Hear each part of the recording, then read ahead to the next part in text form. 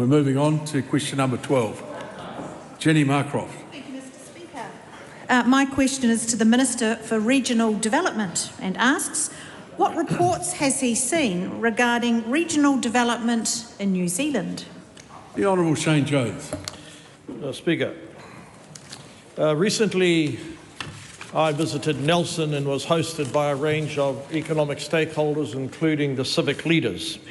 During the time that I spent there, Honourable Nick Smith made the point that Nelson has been through something of the winter of despair, and we're hoping that the efforts of our government would spur on that spring of hope.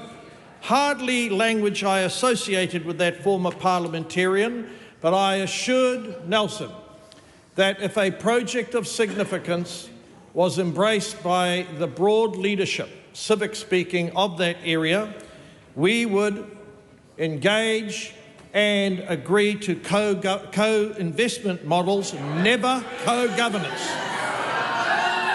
I can assure you, Mr. Speaker, I will be drinking the proverbial before I tolerate co-governance. Supplementary.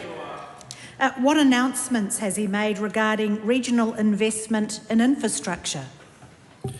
Sadly, in more recent times, climate change rhetoric has been all heat and no substance.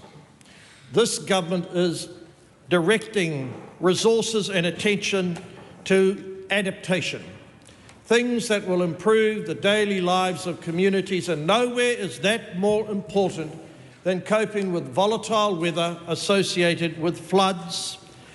To that end, $101 million has been allocated to 42 consented priority flood resilience schemes. I have had in the past a role to play in this regard. We will see more of this because the key point of the fund is that we are willing to contribute up to 60% of the cost with relevant authorities who must ensure they have resource consents. No more promises while the treacle in local government prevents progress from being made because they can't get out of their own way. Supplementary. What reports has he seen on the effect of energy prices on regional businesses? I'm sure I expressed the concerns of the majority of the House that it is heartbreaking to see the hollowing out of regional New Zealand, in particular the effect of Fred Flintstone economics now being brought home to bear when former decision makers, former ministers did nothing to increase the resilience and the security of energy supply. This has had, Mr. Speaker, this has had the effect of worsening the capacity of manufacturers and industry to remain competitive in New Zealand. We have a crisis. We do not have internationally competitive energy prices, and it's been driven by short-term green-riddled thinking. Supplementary. What are the causes of the energy crisis affecting regional industry?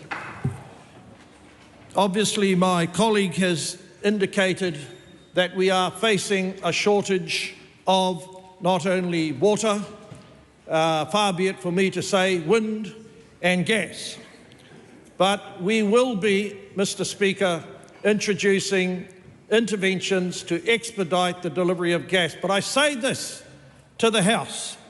I'm advised for every $4 that the gentailers have paid out in dividends, only $1 has actually gone back into the productive capacity, i.e. invested in generative capacity. The capacity of these large organisations to improve our quality of life lies in front of them. Sadly, they seem to be favouring short-term profit over the needs of New Zealanders for energy security.